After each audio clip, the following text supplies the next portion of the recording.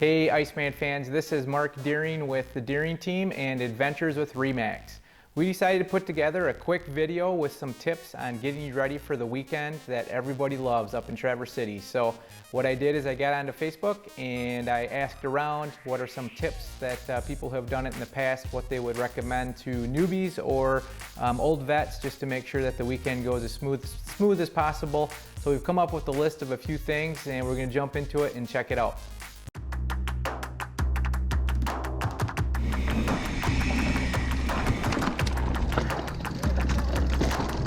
Wrapper.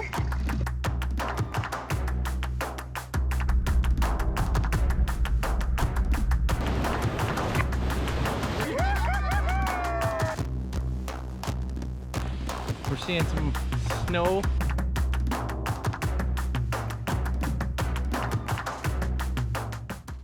If you're watching this video, good chance you already know a ton about Iceman, so we won't bore you with all of those details, but you're going to be riding the trails with 5,500 of your best friends, sharing the trail, braving the weather. Who knows if you're going to have 60-degree and sunny or if you're going to have 20-degree and frozen snow. That's part of the excitement and part of the draw, but let's jump into some of the details.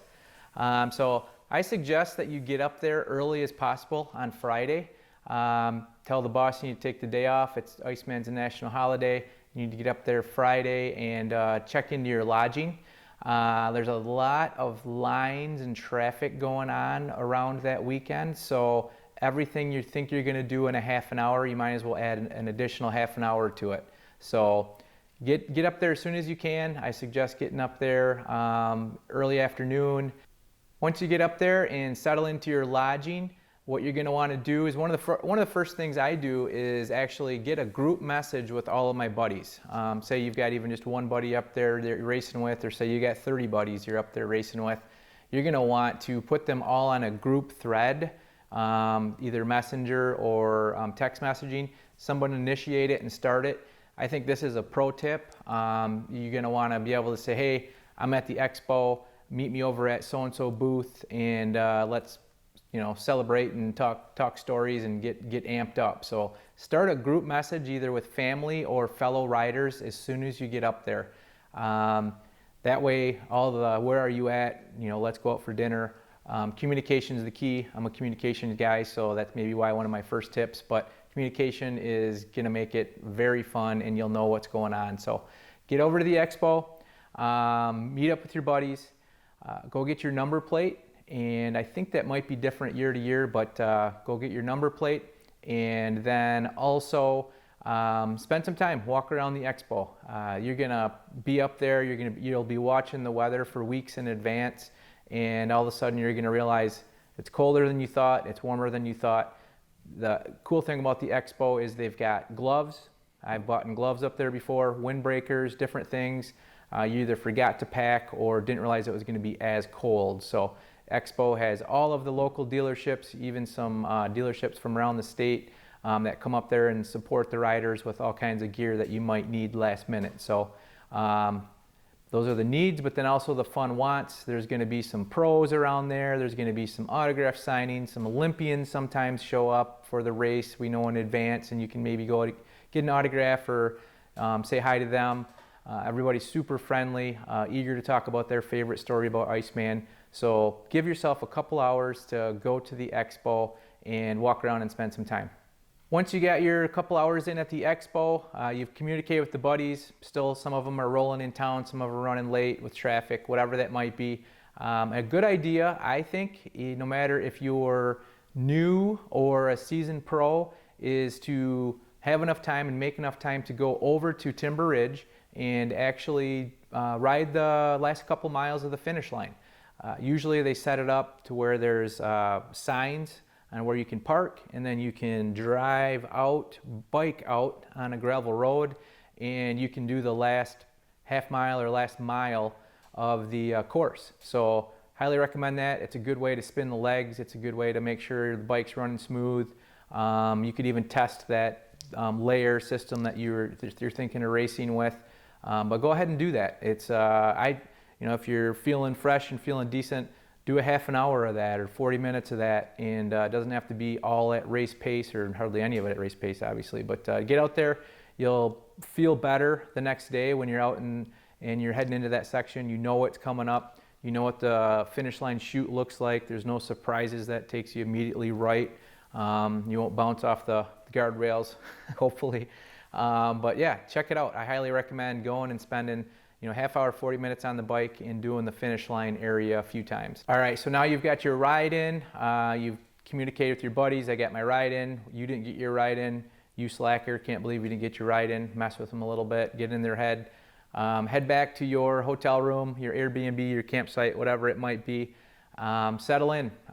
Do a lot of making sure you get the carbs going that week, that few days in advance. Make sure you do a ton of hydration. I think that goes for all levels. Carbs and hydration are really good. I start drinking a lot of water that week and just try to fight off any cramping or anything like that. It's a really good idea. But also don't do all kinds of crazy things that you wouldn't do. If you have never had a big pasta dish, don't have a big pasta dish maybe. Don't do something crazy different that you hear is good for you and that you have never done it before. So try to stick to your norms.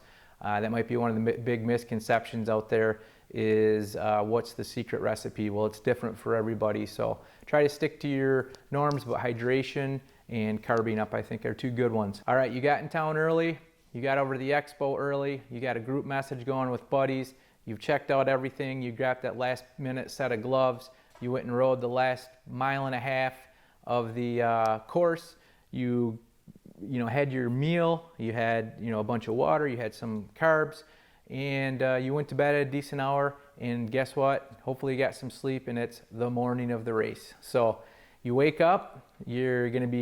Butterflies are gonna be going. I'll never forget my wife saying, "I don't know if I like it that I get the butterflies," and I had to explain to her that everybody gets the butterflies. If you don't get the butterflies a little bit at least, you're kind of losing your edge. That's part of the draw and part of the excitement is the butterflies of a big race. So morning of, everything, once again, make sure you give yourself extra time. The hotels are going to be busy, the Airbnbs and the traffic and everything's going to be busy. One of the things I recommend is maybe bring in your own breakfast. If you are usually a restaurant breakfast person or something along the sorts, try to get whatever your normal home breakfast might be. Oatmeal, bananas, something that you can cook right in or eat right from your hotel room. Chances of flying down to the hotel lobby, things are going to be cold, things are going to be, there's going to be lines, there's going to be not left over, so try to bring your own breakfast. That's just a little opinion that I would say. That's kind of in your normal give yourself plenty of time. Once again,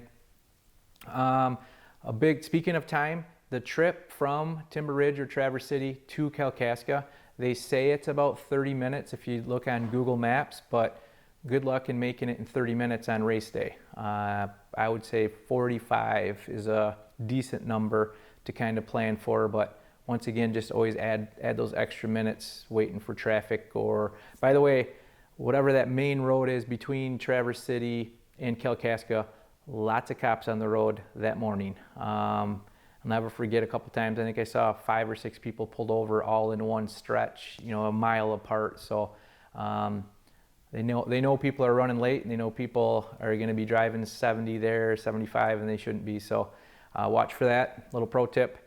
Let's see here. So shuttles. There are shuttles available. I have never done it. I just feel like my personality might be a little anxious if I had to rely on getting there with my duffel, getting there with the gear on that I'm going to ride with and leaving my duffel bag in a separate vehicle and then getting there and being stuck with just what I have on as soon as I get out of that shuttle. So it's a great service. It'll work. It works for thousands up there. But if you have the option, get a ride to Kalkaska. Partner up with a buddy so that you can grab his vehicle afterwards and go back and get yours or a family member or whatnot. But my personal opinion, to take some of the stress and anxiety off of things, is to have a family member take you over or ride with another race buddy. That way your air pumps with you in the back seat of your car there. If you do a little warm up, you do something to your bike or you go for a ride and you're like, I want to be a little warmer, I want to be a little cooler, whatever that change might be, you want to have your stuff with you, in my opinion. But it doesn't work for everybody, and I understand that. So the shuttles work great too, but I'm just saying it's a nice option to be able to have somebody there kind of supporting you and helping out. Another tip I have is, even if you are not a pro, and even if you didn't get as much riding as you would have hoped this year, I would say warm up. You get into Kalkaska, try to get there an hour early before your wave, I think is a fair assessment, depending on if you got somewhere to stand that's somewhat warm, or if you got gear with you that you can, a jacket or something you can throw on while you're waiting. But I would say try to get there an hour early and do a warm up. There's plenty of roads around there, pavement roads and different areas that you'll see hundreds and hundreds and hundreds of people doing their little warm up. They're just making sure that the derailleur's still tuned in. They're still making sure everything's feeling good. Tire pressure is good. You didn't lose a bunch of air pressure overnight. Just all kinds of things like that. You know, give yourself, you know, once again, maybe 10 to 30 minutes, depending on your level of fitness. There's even some advantages to spiking your heart a few times on that warm up, just to kind of let your body know, hey, there's a race coming.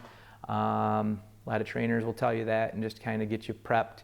You'll see you'll see some pros even doing long rides before this to really get warm. So get there early, warm up. Like I say, even if you're a brand new novice, spin the legs, make sure the bike is running good, tire pressure is good, and that you like your gear that you have on. All right, that brings me to the next point of you want to start. You want to be a little chilly when before you start. So basically, if you're standing in the start chute and you're cozy and warm, and you can stand the 30-degree temperature, 20-degree temperature, 40, whatever it is, and you're like, I'm comfortable, this feels good. In the start chute, bad news. You are going to be roasting here in about 20 or 30 minutes. I've done that at least once or twice, where I kind of overdressed and prepped myself for hanging out in the woods, not racing in the woods. And big misconception. If you overheat, picture it just like a car. If you're going to overheat, the car does not run well while it's overheating. So definitely be a little chilly in the start chute, and be a little chilly when you're out doing your little test warm up in the morning. So but then after, you don't get super sweaty and then stand there in the cold for 20 minutes and let that cold freeze on you. Don't want that either. Throw that jacket on after. Try to not get sweaty. Throw that jacket on, and then have that jacket to where you can toss it off to somebody. I'll give Bill Shaver a quick big thumbs up here. He had a great idea, and it sounds like an Iceman thing too.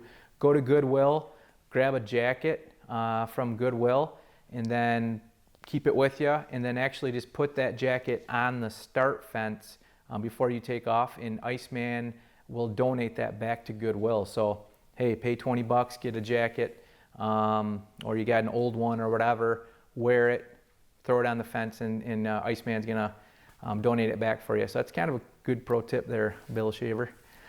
Let's see what else we got. All right, so you're warmed up. You've done a little spinning on the legs. You're in the start chute. You're a little chilly, and the announcer's talking. You're listening, but he's talking about other stuff. You're nervous about the race. Look down at your heart rate strap. You're at 160, 140, and you haven't even pedaled in 20 minutes. And normal, common. You're going to have adrenaline just shooting through you. You're going to be excited. Your heart's just going to be racing. Lots of nervousness. It's fun just to see the energy around you. Everybody checking to see what gear they're in. Make sure they're in the right gear for their start. It's an awesome time. It's normal. You're going to be feeling all adrenaline spiked, and then boom, the time, your time comes. You take off, and it's going to be about a few miles of just high pace adrenaline, even if it's not high pace, but your heart's going to be rocking. You're going to be all excited. Just know that's normal, and I think for everyone, I'll speak for myself here only, but I think that's normal. And then what happens is you get a few miles in, and you kind of remind yourself, or you kind of get back to your normal, your pace, your normal ride time. Hopefully you've ridden enough up to this point to know where that is. Maybe it's 165 heart rate, maybe that's 120 heart rate, whatever your normal feel is. Be expected to have a little maybe higher than your normal because it is a race. You are excited, but your heart's going to spike. You're going to feel anxious and excited, but it does kind of go away for a little while, and you just kind of get in your groove and go. So enjoy it, have a blast. A couple other pro tips: if you come up behind somebody and you get on their wheel and you feel like they're going fast, but you're getting comfortable behind them, don't stay there. Maybe 10 seconds, maybe for a little bit, take that break or see if they're gonna take off and where their strengths and weaknesses are. Otherwise, go around them. You're probably faster than them if you caught them. So just keep going. This isn't a road race where it makes sense to stay in a tight pack. I say that, and there is some tactics you can use with faster groups, but I'm just trying to give you the advice of, from my own experience, even if you felt like we were going really fast, maybe had more in the tank, and you should go around and use your strengths and weaknesses. So that brings me to strengths and weaknesses. There's going to be hundreds of people passing you. You're going to pass hundreds of people. Everybody has strengths and weaknesses. Use yours to your advantage. If you're a hill climber, do your thing on the hills. If you're a flat power guy, girl, use your power on the flats, do your thing, and just be okay with that. There's going to be tons of people passing you and vice versa. There's 5,500 people in this race. Don't let people passing you get you down. And then think that you have to try to stay on each of their wheel as they go around. It will probably burn you out if you try to stay on everyone's wheel that goes around you, because these are fast waves coming from behind you. Let's say there's 40 waves. Let's say you're in wave 15. You say you're in wave 30, whatever wave you're in. There's always people who didn't train that much that year that's slower, and there's people who are brand new to it and they're super fast. So you're going to see a lot of traffic moving. I actually like that for part of the racing. I love, seeing people ahead that maybe I can try to chase down, or I like just the energy of a bunch of other people around you. So just make sure you don't blow up trying to chase every single person that goes by you, and make sure you are remembering your strengths. If you're not a hill climber, you don't necessarily have to sprint some of them big hills and try to be a hero with somebody that's next to you if that's not your strength, and then that's going to ruin maybe the next couple miles of your race because you can't recover because you're not used to doing that. So try to stay within your normal limits, maybe with a +1 or plus percentage of your normal, because you are in a race and it is the last race of the year. So little pro tips there. Hopefully that's helpful. All right, post race. So you made it through. You had a ton of fun with 5,500 of your best buddies out there. You had some laughs, you had some tears, you had some snow, you had some ice, you had some sunny weather, whatever you had, you're at the finish line. Embrace that. That is so cool. You go in, you're gonna see the crowds. The crowds are gonna give you so much energy, a lot of different parts of the race, and on the way, you're gonna finish. You're gonna feel like a pro going through them finish line chutes. The crowd's just gonna amp you up so much. Just remember that, embrace that. That's what it's all about. Have fun with that. Once you get through the start shoot, sprint if it's safe. Don't do it if it's not safe. Sprint in there, have fun in there. This is your chance to shine. This is your chance to have fun. There's gonna be photographers all over. If you're out of the saddle charging, it's gonna be a cool photo. Obviously do it safely. Don't do it if it's going to cause a crash or anything like that, but have some fun. The crowd's going to energize you. Once you cross the finish line, find your family member or friend, or the drop bag that's really organized drop bag system. Go and find that, or your family that's got your bag, for your post-race bag. And in that bag, you should have a dry towel. You should have tons of dry clothes, dry socks, dry underwear, you name it. Deodorant, probably not a bad idea. Shampoo, because there are men's and women's showers. The size of a semi is 2 of them, and it works pretty well. You think semi shower, you're kind of like, but I use it every year, and it's it is warm. It's always hot water. It's definitely always hot water. The pressure is always pretty good. It's not super solid. Awesome pressure, but it's really good for what it's for. Get in there, take your bag with you, get out of all your wet gear, take a hot shower, walk out of there with your warm, cozy, fuzzy, whatever jackets, and you're going to be on a high. You're going to love it. You're going to feel good. Go over, cheer your buddies on. Your buddies are going to be coming in that started in later waves or whatever that might be.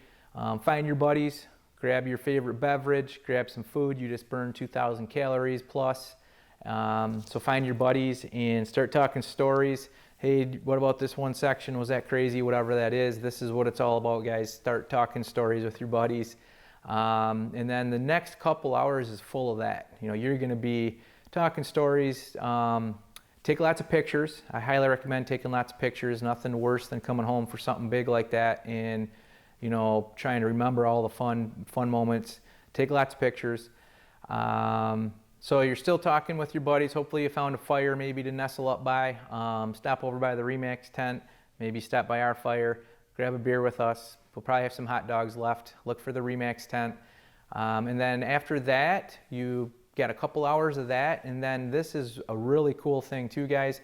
Find a couple locals or people who have raced it plenty of times that knows the finish line procedure or the finish line course, and walk back in the woods and watch the pros come across. So you've got Olympians, top pros, you've got local pros, you've got tons of people that take off at 1:30 or 2 in the afternoon. You're already changed, you're warm, you got your favorite beverage in hand, you had your favorite Philly cheesesteak after, you're feeling good. Walk back in the woods and go find that crazy climb that you just did with hundreds of other racers that are all changed and ready as well, and just watch how fast those pros come up that hill. I mean, I'm getting the chills just thinking about it. It's amazing. Those guys make that hill, those hills and those parts of that section look like they're flat compared to what we just went and did out there. Cheer them on. There's people just screaming, yelling. The crowd actually gets louder for the local pros than it does even for these Olympians. I mean, nothing against the Olympians, but it's really cool, you know, seeing the Mad Ackers and all that just come through and just the crowd go nuts. You know, more so than even some of the national known Olympians and such. So that is one of the highlights is, you know, you did the race. Now you're going out there, you're watching the pros do the race. That's going to take, you know, another hour or two out of the day. So that about wraps up your day. Hopefully there's some pointers in there that really helped you out. Hope to see you out on the trail with you and 5,500 others of us out there having a blast.